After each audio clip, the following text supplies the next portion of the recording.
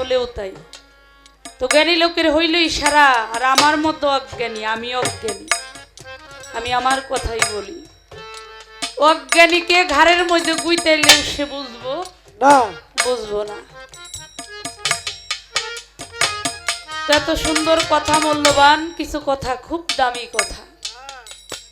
তো দয়াল যে সে প্রকৃত এরকমই হয়, বাবা যে গুরু হয় সে প্রকৃত এরকমই হয়। সে হইল না চাইতেও সে দয়ার সাগর, আরে যাহা প্রয়োজন না সে না চাইতেও বেশি বেশি দেয়, এজন্যই তিনি দয়াল। সেজন্য সে দয়াল, দয়ালের হইল অফুরান্ত ভান্ডার, ওই ভান্ডারে কোনো কিছুর অভাব নাই, সব কিছুই আছে। তো আমি কি বিষয়বস্তু আমরা বুঝতে পারছি, পারি নাই? আমি সেই পরম সত্তা। ও লালন সাইজির কালাম ধরে বললেন, তা আমি সাধন সিদ্ধি করার কথা বলা হয়েছে নাকি? তা আমি কে সাধন সিদ্ধি করতে হয় বাবা ও বাজান। সাধন সিদ্ধি এটা কিন্তু খুব কঠিন কথা। দেখবেন যারা মায়েরা আছে, যারা রান্না বান্না করে, তারা কিন্তু ওই চুলার মধ্যে লাকড়ি দিয়ে জাল করে, করে না? করে আগুন দিয়ে পাক করে, এই রান্না করে। আহ তারপরেও যদি শ্বশুর জিজ্ঞাসা করে যে বৌমা পাক কি হলো, হ্যাঁ হ্যাঁ সে কিন্তু না দেখে বলতে পারবে না, পারে না। যখন দেখে একটু একটা হাতে নিয়ে টিভি দিব যে সিদ্ধ হয়েছে কি, হ্যাঁ হ্যাঁ তারপরে বলে যে হ্যাঁ পাক হলো। যদি হয় তাহলে বলবে যে হয় নাই, হয়েছে, যদি না হয় তাহলে তো বলতে পারবে না। যারা সাধক হয়, বাহ্যিক জগতে যারা আছে বাবা, তারা কিন্তু এই যে আমরা দেখি যেটা যেভাবে আগুন দিয়ে হইল রান্না করতে হয়, আগুন দিয়ে পাক করতে হয়, আগুন দিয়ে সেদ্ধ করতে হয়। বাবা আর সাধক যারা হয়, রসিক যারা হয়, তারা কিন্তু পানি দিয়ে আগুন জাল করে করে। তারা হইল পানি দিয়ে আগুন জাল করে। আর বাহ্যিক জগতে আমরা যা দেখি, আমরা হইল আগুন দিয়ে পানি জাল করি। তাইলে আমরা উল্টা পথে আছি না? হ্যাঁ হ্যাঁ, তো গুরু ধৈর্য যদি জন্ম ভরে উল্টে রাস্তায় চলি, তাহলে গুরু ধৈর্যের লাভ কি? না ধরাওয়ালা যা করে আমিও যদি তাই করি, তাইলে গুরু ধরার চাইতে না ধরাওয়ালাই ভালো ভালো। গুরু ধরে আগে যে কর্ম করছি, আমার ধারায় যে কর্মগুলো আগে হইছে, গুরু ধরে ফেরছে যেন আমার ধারায় ওই কাজগুলো না হয়, হয়। এই বিষয়গুলো আমাদের খুব খেয়াল রাখতে হবে। তাই আমি একটি মহাজনী একটি কালাম আমি আমার দয়ালের কাছে রাখতে চাই। গানটা একটু খেয়াল করে শুনবেন। কবিগুরু, বিশ্ব কবিগুরু রবীন্দ্রনাথ ঠাকুর, আরে দয়াল কিন্তু একটি কথা বলছেন, রবীন্দ্রনাথ ঠাকুরের সাথে কথা দান প্রদান হইছে ঠাকুরের ভাইয়ের সাথে। বাবা তার সাথে সে হইল জিতেন্দ্রনাথ ঠাকুর, রবীন্দ্রনাথ ঠাকুরের ভাই। লালন সাইজির মনের মানুষ ছবি আছে, দেখবেন বাবা মনের মানুষ ছবির মধ্যে এই আসার পথে সাইজির পরিপূর্ণ ওনার জীবন কাহিনীটা উনি বলছিলেন। বাবা ওই যে এই কথাটা দয়াল বললেন যে সাইজি আপনি কি আল্লাহকে খোঁজেন? উনি বলছিলেন না, আমি আল্লাহকে খুঁজি না না। কয় তাহলে আপনি তো মুসলমান না, তাহলে আপনি কি ভগবানকে খুঁজেন? উনি বলছিল না, আমি আমার ভগবানকেও খুঁজি না। কয় তাহলে আপনি তো হিন্দু না, তাহলে আপনি কি যিশুকে খুঁজেন? কয় না, আমি যিশুকেও খুঁজি না। তখন উনি বলছিলেন যে আপনি কাকে খুঁজেন? তখন সাইজি বললেন, আমি আমার মনের মানুষকে খুঁজি। আমি কোথায় পাবো তারে, আমার মনের মানুষ যে। সুন্দর কথা। তো মনের মানুষটার সন্ধান করতে গেলে বাবা বাড়ির কাছে কর কথা না, এক লোককে জিগাইছে ভাই আপনার বাড়ি কোনে, হ্যাঁ। কই বোয়াল মারি, আরে কই দুইটা একটা মারেন নাকি হই দেই গপ্প হ্যাঁ করে। হ্যাঁ তো আমি তো ওই মারার মধ্যে নাই, আমি হইলো হই দেই গপ্প করি বাবা বাবা নাকি কোন কওয়ার চাইতে করুণা হইলো বড় কঠিন ব্যাপার, বাবা। যে বলা যায় করাটা হইলো ওঠে কঠিন। ওঠে তাই এই বিষয়গুলো আজকে দয়াল পাইছি, ভালো একজন মনের মানুষ পাইছি, তিনি কিন্তু মনের মানুষ, গুরু তো মনের মানুষ নাকি। হ্যাঁ হ্যাঁ তাহলে এই বিষয়টাই পাঠটাই সাবজেক্টটা গুরুর কাছ থেকে পড়বো। বাবা আমাকে কিন্তু অভয় দিছে, কই তোমার যে জায়গাটা শূন্য আছে, যে সাবজেক্টটা তোমার বোঝার বাকি আছে, আরে তুমি মন খুলে বলতে পারো। বাহ, বাবা সুন্দর। তাহলে একটা অভয় না, একটা সাহস দিল। হ্যাঁ হ্যাঁ দেখবেন অনেক সময় ছাত্ররা জিগেবার চাইলেও ভয় পায়, হ্যাঁ। জিগাম অপরাধ হইব কিনা। আরে আর যেখানে দয়াল অভয় দিছে যে তুমি বলো, তোমার যা ইচ্ছা আছে বাসনা আছে বলো, আমি একটি গান আমার গুরু হ্যাঁ পদে হ্যাঁ রাখতে চাই।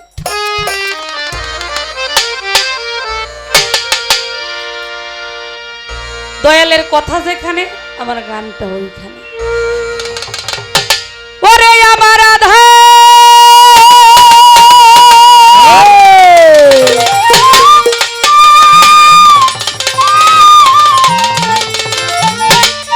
ভালো এই আধার ঘরে জ্বলছে বাতি,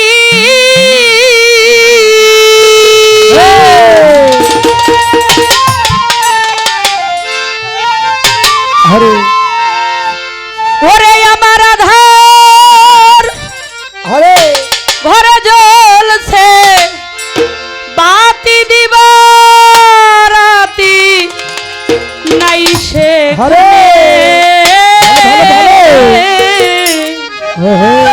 আমার মনের মা আরে নুস যেখানে, কি সন্ধানে যাই সেখানে, বলো কি সন্ধানে যাই সেখানে, মনের মা নুস যেখানে।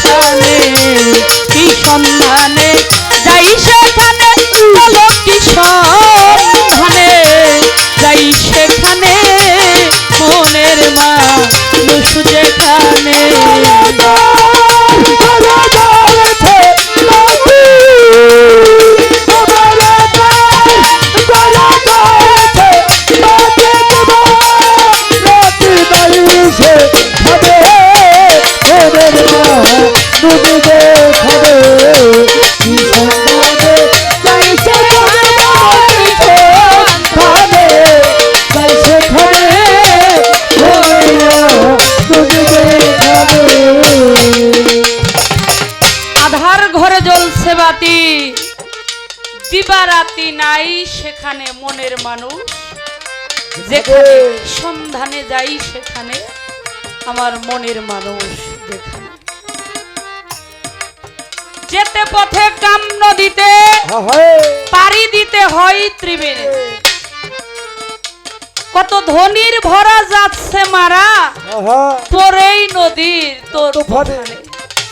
বাবা ঘাট একটাই, আসা যাওয়ার ঘাট একটাই ঘাট। ওই ঘাটে কতজন গিয়ে, কত ধনির ভরা গিয়ে ওইখানে ডুবে মারা গেল। আর আমি আমার মুর্শিদ থাকতে যদি আমার এই ভরাটা, আমার এই তরিটা যদি ডুবে যায়, তাহলে যে আমার মুর্শিদ নামের গুরু থাকতে যদি আমার এই তরিটা ডুবে যায়, তাহলে যে আমার গুরু নামেরই কলঙ্ক হয়ে যাবে। একই ঘাটে দাদাইও গেল, বাবাইও গেল, অবশেষে সন্তানও গেল। ওই ঘাটে গিয়ে হইল বাঁচার কথা, তরার কথা, কিন্তু নিম্নগামীর মানুষ যারা, সাধারণ জীব যারা, কোরআন শরীফে একটি কথা আছে হামিম সেজদার মধ্যে, এটা হইল নরকের ঘোলা পানি, ইহা বিচ্চ ব্যতিরে আর কিছুই নয় না। এটা হইল নরকের ঘোলা পানি। জাহান্নামীবাসী যারা, তারাই পানিটা খরচ করতে খুব ভালো বাসে। যারা নিম্নগামী মানুষ, তারাই পানিটা খরচ করতে খুবই ভালোবাসে। কিন্তু আল্লাহ তো নিষেধ করছে, খবরদার খবরদার তোমরা কেউ অপচয় করিও না, অপচয়কারীর জন্যই হইল জাহান্নাম। বাবা একটা মানুষ যদি এখানে একটা মানুষকে মার্ডার করে, এখানে ওই মানুষটার কি হইব বাবা? যাবজ্জীবন জেল হইব না, ফাঁসি হইতে পারে, কারণ মার্ডারের বদলে তার তো ফাঁসি নাকি। আর আমরা কাম কামনার বশীভূত হইয়া কামিনীর কাম সাগরে যায়া সেইখানে অগণিত প্রাণ, সায়েন্সে প্রমাণ করছে এক ফোঁটা বীর্যের মধ্যে সেখানে অগণিত প্রাণ ওইখানে থাকে। সেখানে গিয়ে প্রতিনিয়ত এই যে মার্ডার কেসের আসামি হয়ে যাচ্ছে, এখন আমাকে কোন কাঠ গড়াই যে দাঁড় করাইব রে বাজার? কোন কাঠ গড়াই আমাকে দাঁড় করাইব? এখান থেকে দয়াল আমাদেরকে একটু দয়া করে বুঝাইবেন, যেই ঘাটে প্রতিনিয়ত লালন সাইজি বলছেন, কেন মলিরে মন ঝাঁপ দিয়ে তোর বাবার পুকুরে। এখানে তো মরার কথা না, কিন্তু না বোঝে এই সাধারণ নিম্নগামী হয়ে যাওয়া, এটাও কিন্তু চারটাখানি কথা না। এখানে কিছু কর্ম আছে, কিছু সাধনা আছে। এখন আমি মনে মনে চিন্তা করলাম যে একবারে যামই না, নিষেধই করলাম। পালায়া কি কখনো বাঁচা যায়? কি কোন বাঁচা যাবে না। সাইজি বলছেন, বনের বাগে খায় না মনের বাগে খায়, ভয়ে ডরাইয়া যদি সন্ন্যাস নেই, ধরেন কামিনীর কাম সাগর থেকে বাঁচার জন্য আমি সন্ন্যাস নিলাম, অর্থাৎ ত্যাগ করলাম। আচ্ছা বাবা, যদি স্বপ্ন দোষ হয়ে যায় তাহলে তো একই অপরাধী নাকি? তাহলে তো ওই মার্ডার কেসের আসামি তো হয়ে গেল।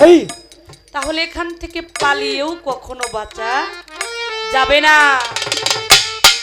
তাহলে ওই ঘাটে গিয়ে, সেখানে গিয়ে জল আছে, নদীতে জল আছে, কুমির আছে, সবকিছুই আছে।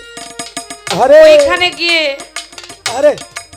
যাইয়া নাচানাচি করে ওইখান থেকে বাঁচার কৌশলটা, কায়দাটা কি? একটা বন্দুকের গুলি থেকে যদি, একটা বন্দুক থেকে যদি একবার যদি গুলি যদি বাহির হয়ে যায়, একবার যদি বাহির হয়ে যায়, ওইটা কি আর কোনো মতে ফিরানো যায় না? আবার দেখেন, এই যে 7টা দিন, 4টা তরিকা, 5টা তরিকা আমরা জানি, পাগল ওয়াইসি তরিকটা দিয়ে হলো 5টা। এক একটা তরিকার মতে কিন্তু এক এক রকম বিধান আছে। মহাজনের গানেও আছে, কোন কোন মহাজন বলে যে বছরে 12 যে যত কমাইতে পারো রজ্জবালি দেওয়ানো বলছে বছরে 36 দিনে প্রভু এসে দামাইল করে দেখ যমুনার পারে মানুষ নামলেই কি করে মরে। তাহলে এক একজন সাধক এক এক ভাবে বললো, তাহলে আমি একটা সমস্যার মধ্যে পড়ে গেছি না বাবা? হ্যাঁ, তাহলে এই মহাজনের কালামগুলো ধরে এগুলো যদি মাথায় চিন্তা ভাবনা করি তাইলে হইল একটা সমস্যার মধ্যে আছি। আমি যাব কোন দিকে? 7টা বার, 7টা বারের মধ্যে একটা বার আল্লাহর বার, একটা বার রাসূলের বার, একটা বার আমার গুরুর বার, একটা বার আমার মায়ের বার, একটা বার আমার বাবার বার, একটা আমার স্বামী। তাইলে 7টা বারের মধ্যে তো বারই তো নাই, খুঁজে পাই না। আছে বার ছাড়াও একটা বার আছে। সেই বিষয়টা আজকে নির্ণয় করে দিবে আবার দয়াল। যদি যাওয়ার কায়দা থাকে তাও বইলা দিব, আর যদি দয়াল কয়েকবারে যাওয়ার দরকারই নেই, যেটা ভালো হয় উনি আমাকে বুঝাই।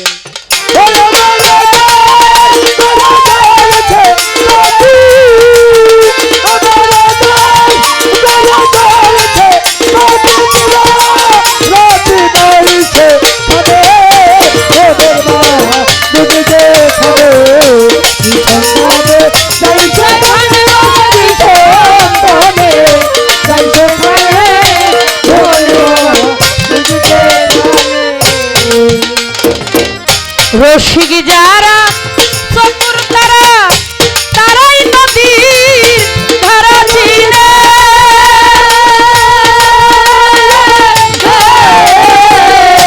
রসিক যারা চতুর তারা তারাই নদীর ধারা চিনে। ও কত উজান তরি যাচ্ছে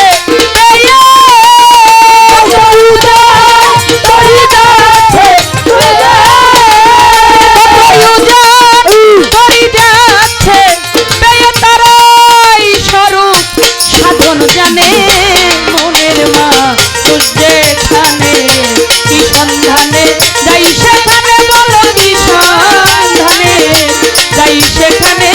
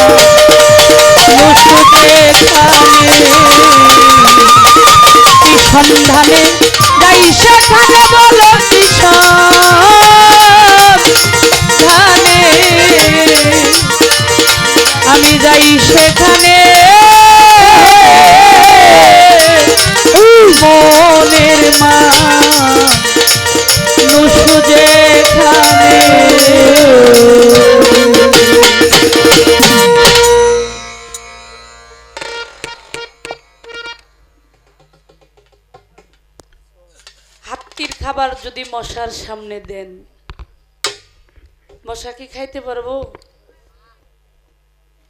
খাবারের তলে পড়ে মরবো না?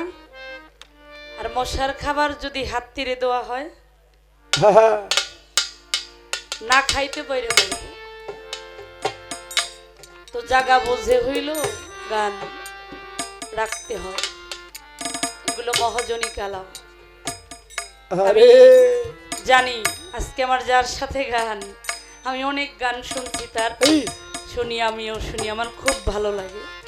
এই যে আলোচনাগুলো করে আসলেই খুবই ভালো, খুব ভালো।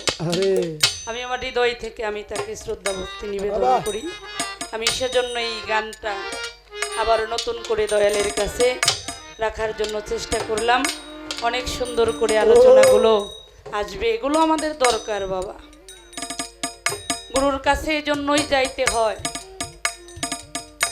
আমি আমাকে কিভাবে রক্ষা করতে পারব। আমার সেই মহাজন স্রষ্টা আমাকে যেই পরিপূর্ণ 16 আনা দিয়ে আমাকে পাঠাইলো, আমি এ জগতে আসলাম ব্যাপার করার জন্য, কিন্তু ব্যাপার করতে আইসা বাবা লাভে বলে সব খাইয়া এখন হইলাম ঋণ হয়ে গেছে। সেজন্য গুরু ধরে এই বিষয়গুলো পড়তে হয়, জানতে হয়। সেই জাতের সাথে আমরা ছিলাম না, পৃথক হয়ে গেলাম কেন? আবার সেই জাতের সঙ্গে কিভাবে আমরা আবার মিশব? সেজন্য গুরু ধরে এই বিষয়গুলো খুব জানার দরকার বাবা। অনেক গুরু ভক্তের ইতিহাস আপনাদের জানা, যে যার সাথে যেভাবে প্রেম করছে, জগতে প্রেম করিয়া প্রেমিক চলে গেলেও প্রেমিকের প্রেম কখনোই মরে না। যদি প্রেমের মতো প্রেম কারোর সাথে করা যায়, ওই প্রেমের কখনো ধ্বংস হয় না। যারা আমার খুদু চাঁদের সাথে প্রেম করতে পেরেছে, বেহাল শাহ বললেন, গুরু তরিত তরণী হবে ভবপারের কর্ণধর। গুরু বিনে বান্ধব নাই রে আর। যদি দয়াল গুরু মুর্শিদ যদি কোনো ভক্তের তরির কান্ডারি হয়ে যায়, ওই ভক্তের আর কোনো ভয় থাকতে পারে না বাবা। গোপালগঞ্জ, মাদারীপুর জেলা গোপালগঞ্জ, আপনারা নাম শুনছেন। ওরাকান্দা পাক দরবার শরীফ, সে দরবারের এক ভক্ত ছিল অশ্বিনী গোসাই। কার ভক্ত? হরিচাঁদ ঠাকুরের ভক্ত অশ্বিনী গোসাই। অশ্বিনী গোসাই দরবারে দাসত্ব করে, গোলামি করে। একটা ভক্তই শুধু যে দাস হয়, দয়ালের দরবারে দাসত্ব করে, গোলামি করে, সেই বলতে পারে গুরু প্রেম কাকে বলে। গুরুর দরবারে খেজমত করে, এই রকম দরবারে ওরস হইতেছে, মাহফিল হইতেছে, হাজার হাজার ভক্তবৃন্দ দরবারে আসছে। দরবারে যদি হাজার হাজার মুরিদান থাকে, সবাই কিন্তু গুরুর মনের মতো হইতে পারে না।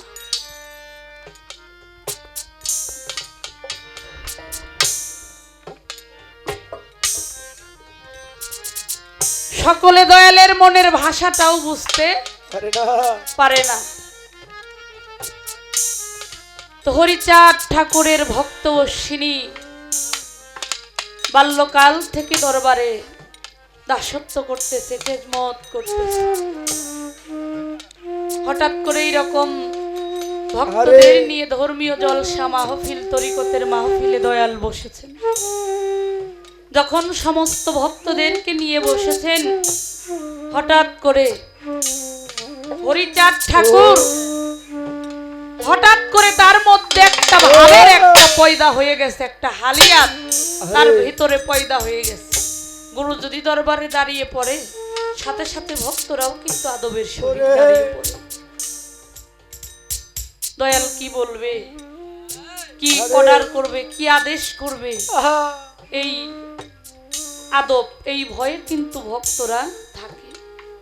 যখন বললেন যে আমি তোমাদেরকে একটি কথা বলতে চাই, আমি হয়তো বেশি দিন আর তোমাদের মাঝে থাকবো না, যদি কারো মনে কিছু চাওয়ার থাকে তোমরা চাও। কে বলে? গুরু বলতেছে। আজকে আমার খুদুচাঁদ বাবাই যদি কয় তার ভক্তদেরকে ডেকে ডেকে, ওরে আমি তোদের মধ্যে বেশি দিন হয়তো থাকবো না, যদি তোরা কিছু চাইতে চাস আমার কাছ থেকে চা। আর দয়াল যদি কোনো ভক্তকে ডেকে কিছু দিতে চায়, ওই ভক্তের আর পাওয়ার কিছু বাকি থাকে না।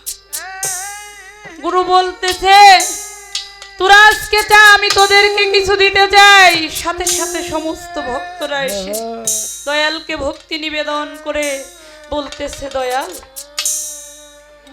তুমি দোয়া করো, যার মনে যেরকম বাসনা, যেরকম বাজনা সে সেইভাবেই নিবেদন করতেছে। বলতেছে দয়াল তুমি দোয়া করো, আমি যে কয়েকদিন দুনিয়াতে থাকি যেন একটু সুখ শান্তি পেয়ে যেতে পারি। আরেকজন এসে ভক্তি দিয়ে বলতেছে, দয়াল তুমি দোয়া করো, আমার ঘরে একটি মেয়ে আছে, আমি তো তাকে বিবাহ দিতে পারছি না, আমার মেয়েটিকে যেন আমি বিবাহ দিতে পারি, কিছু অর্থের প্রয়োজন। কিন্তু অশ্বিনী আর গুরুর কাছে কিছুই চাই না। অশ্বিনী শুধু একটা পাশে বসে বসে দয়ালের দিকে দুটি নয়ন দিয়ে ওই কথাটাই শুধু মনে মনে চিন্তা করছে, যে কথাটা কর্ণে শ্রবণ করছে, হৃদয়ে ধারণ করছে।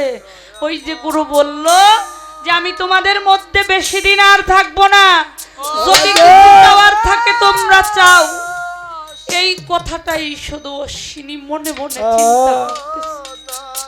আর দুই চোখের জলে অশ্বিনীর বুক ভাসিয়ে ফেলছে।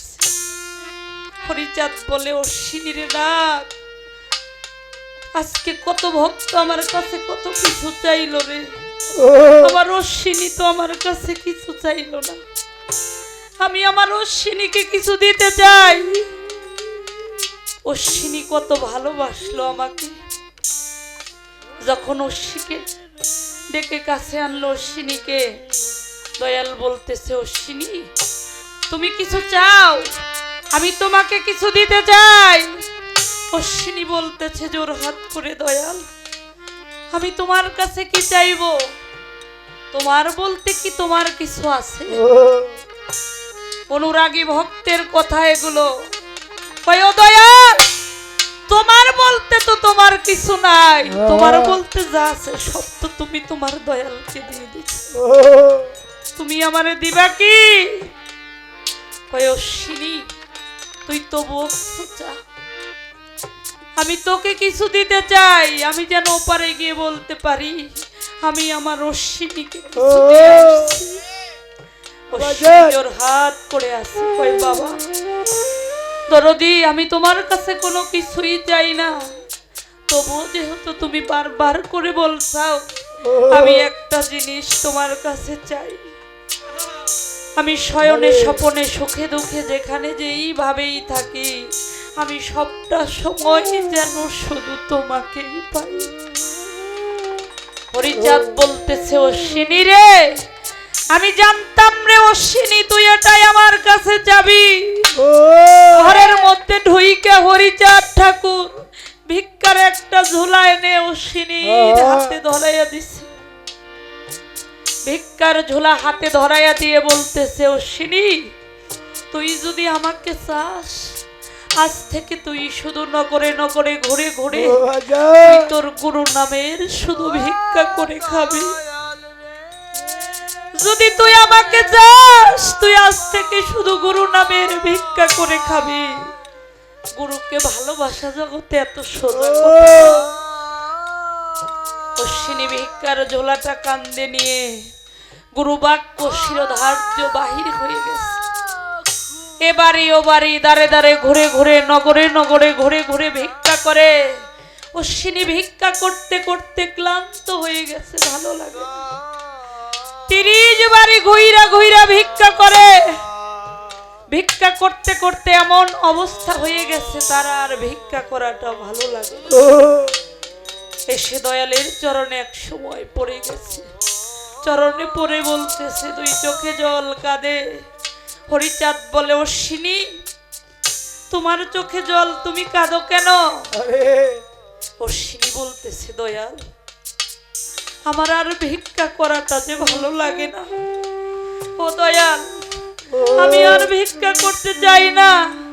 আমি 30 বাড়ি থেকে ভিক্ষা করি, আমাকে যে 10 বাড়ি থেকে ভিক্ষা দেয়, 20 বাড়ি থেকে যে আমাকে ভিক্ষা দেয় না। হরিচাঁদ বলে, অশ্বিনী তাহলে কি করব?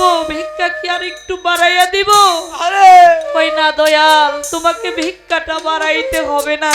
আরে ওই 10 বাড়ি থেকে আমাকে যে ভিক্ষা দেয় এটাও তুমি বন্ধ করে দাও।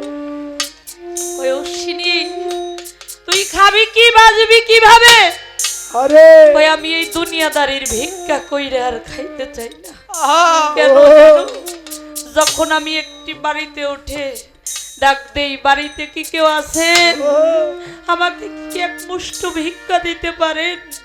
যখন বাড়ি থেকে একটা মা বউ এসে আমাকে এক মুষ্ট ভিক্ষা দিতে আসে, এই ভিক্ষার ঝোলাটা আমি যখন সামনে ধরি, আমার এই বর্জকটা, আমার এই নয়নটা তার দিকে চলে যায়।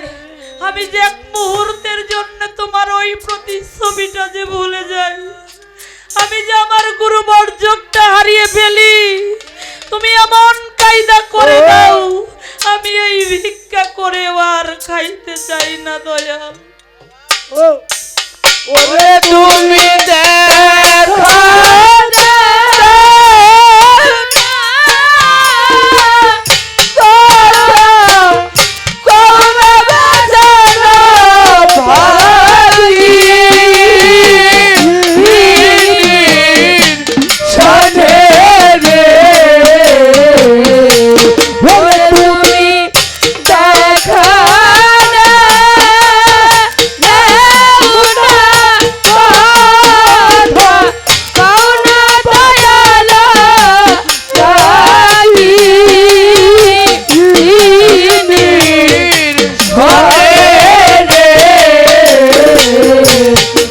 কোথায় রইলা রে খুদু জন্ম রে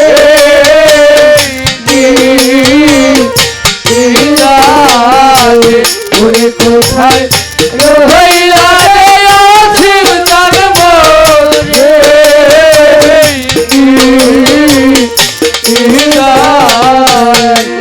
আসার পথে ছায়া রে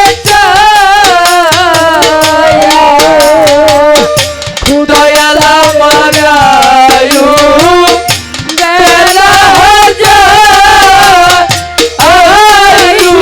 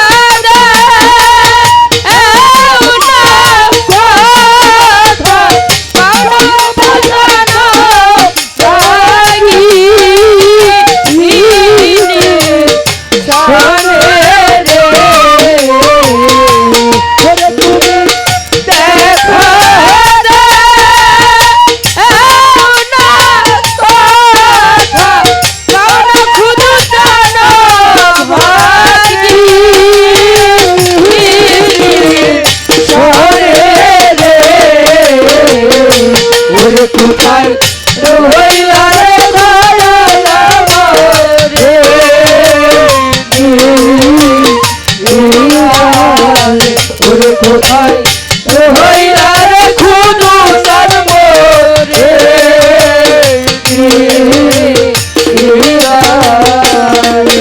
যেদিন হইতে খুদু জানহার সমান আমার বারে ওরা রে খুদু তার ওরে বাগান সমান আমার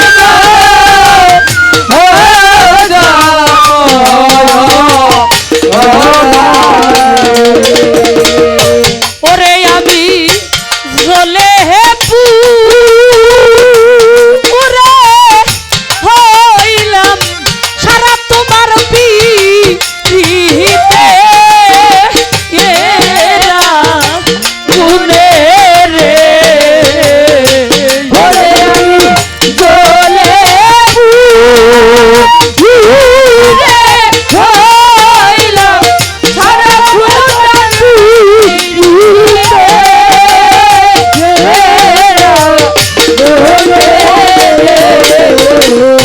ফের তোর বাইরে জ্বলে হে পুরে হইলাম সারা বাবার পিরিতে এরা গুনে রে কোথায় রইলা রে দয়াল আমারে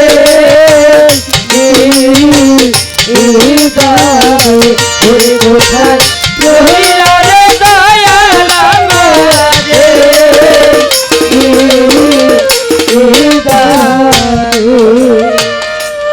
অসময়ে কোথায় রইলা আমার খুদু চান দেখা দেও দেখা দাও বাজান দেখা দাও তোর ভক্তরা কান্দে আজকে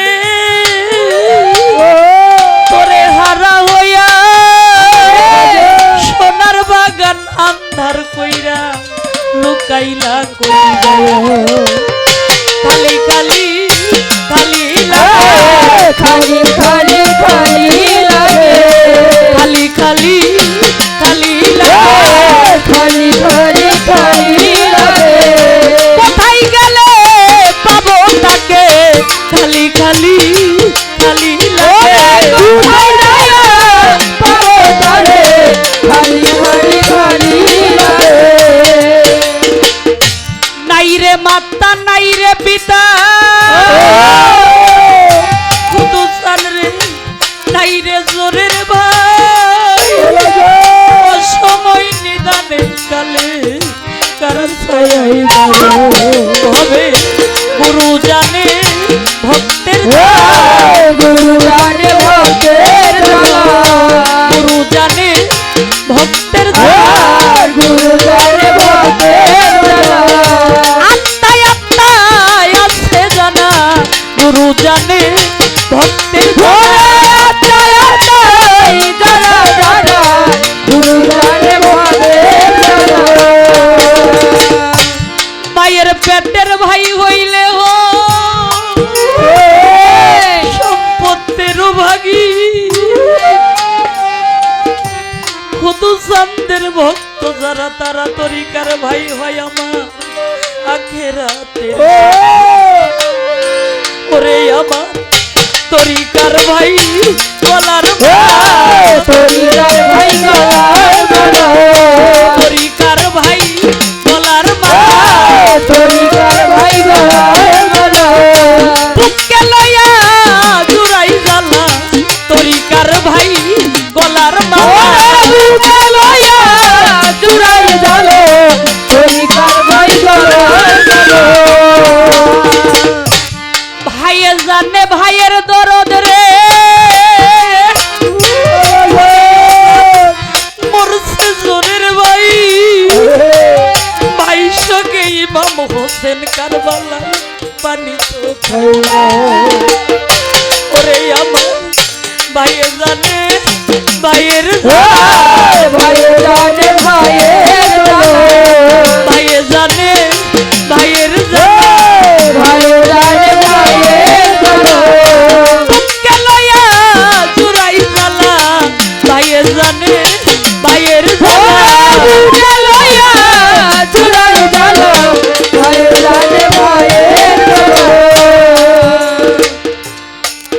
আজকে আমার আলিসান রে দেখলে পরে শুধু সানের কথা বুঝি মনে পইরা যায়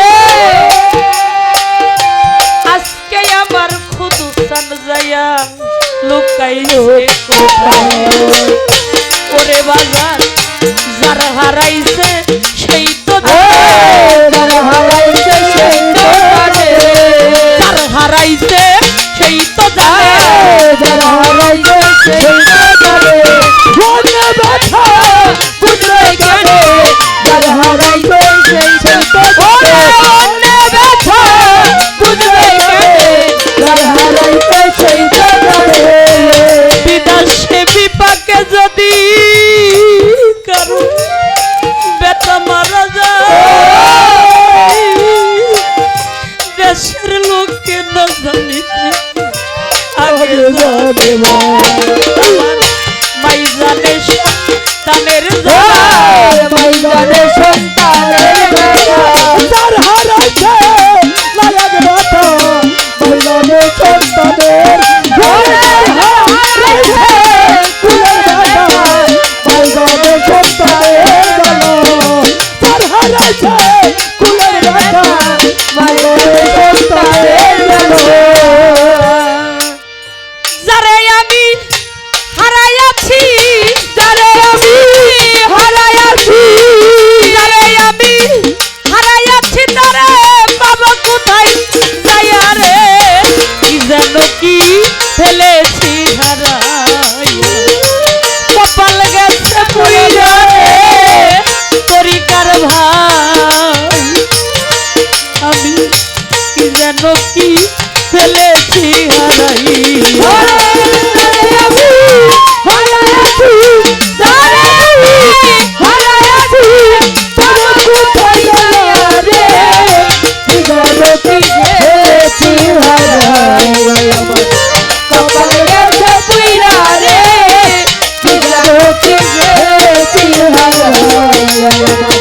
কপাল গেছে পুইরা রে কি জানো কি ফেলেছি হারাইয়া চন্দের মতো আলো ঝলমল রে দরদি নাই শূন্য শূন্য আজি কে দিবে বলি আরে তারে কোথায় যাইয়া কোথায় যাইয়া খুঁজি রে কোথায় যাইয়া খুঁজি ওরে তারে কোথায় যাইয়া খুঁজি রে কোথায় যাইয়া খুঁজি ওরে বাজান চন্দের মতো আলো ঝলমল রে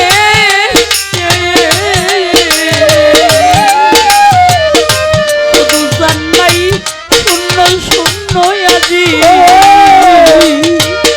কে দিবে বলি আরে তারে কোথায় যাইয়া খুঁজি কোথায় যাইয়া খুঁজি রে কোথায় যাইয়া খুঁজি ওরে তারে কোথায় যাইয়া খুঁজি রে কোথায় যাইয়া খুঁজি আমি হই কি আর বনা বুঝি হই কি আর বাবা হই কি আর বনা বুঝি আমার প্রাণ বন্ধু আউলিয়া রে কি জানি কি ফেলেছি হারাইয়া আমার কপাল গেছে পুইরা রে কি যেন কি ফেলেছি হারাইয়া হারাইয়া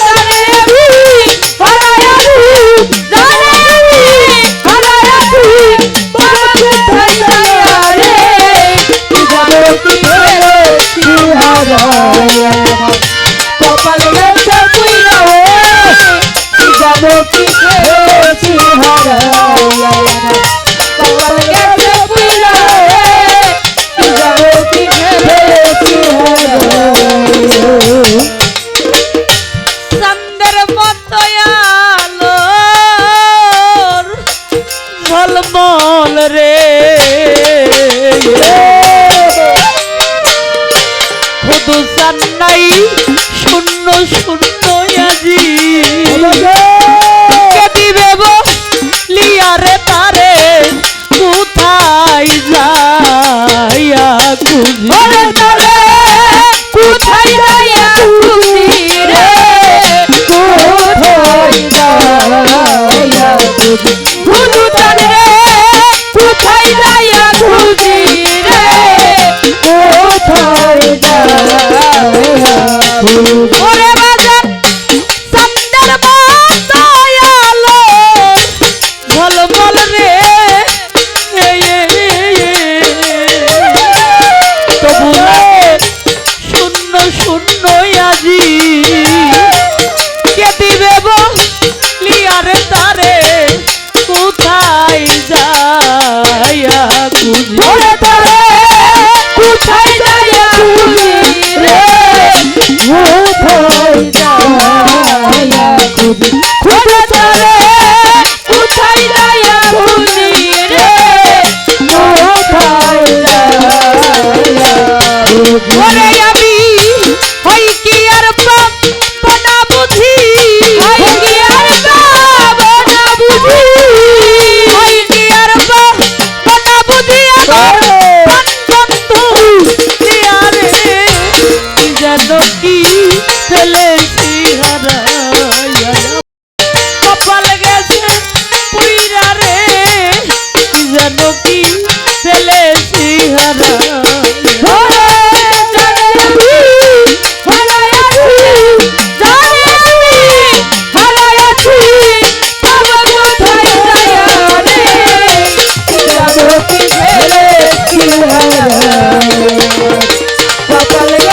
পুইরা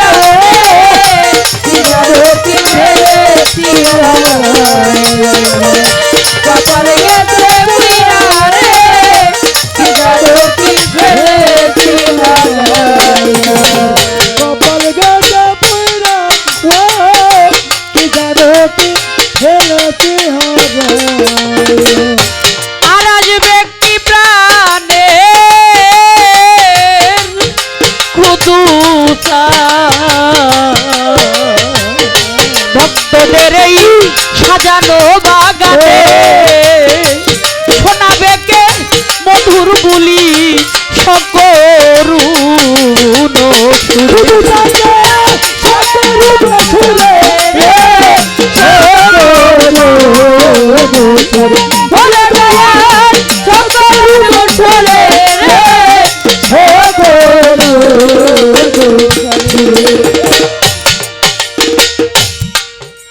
আর কি আসবে সেই প্রাণের বন্ধু এই সাজানো বাগানে যাকে ছাড়া এই বাগানটাই শূন্য সব কিছু জায়গায় ঠিকই আছে বাড়ি আছে ঘর আছে যেখানে যাহা কিছু ছিল ঠিক জায়গায় আছে শুধু একটি মানুষেরই শুধু অভাব প্রকৃত কখনোই ভক্তের কাছে কখনো হারায় না গুরু কখনো হারানোর জিনিস না তবু বাহ্যিক জগৎ ছেড়ে যদি কারো মুর্শিদ পর্দা রাখে এই বিরহ ব্যথাটা ভক্তরা মেনে নিতে পারে না চাইলে আগের মতো করে আর তাকে ধরা ছোঁয়া সম্ভব না আর আসবে কি প্রাণে দরদি নেই সাজানো বাগানে দরদামান শোনাবে কে মধুর বুলি সকরুণ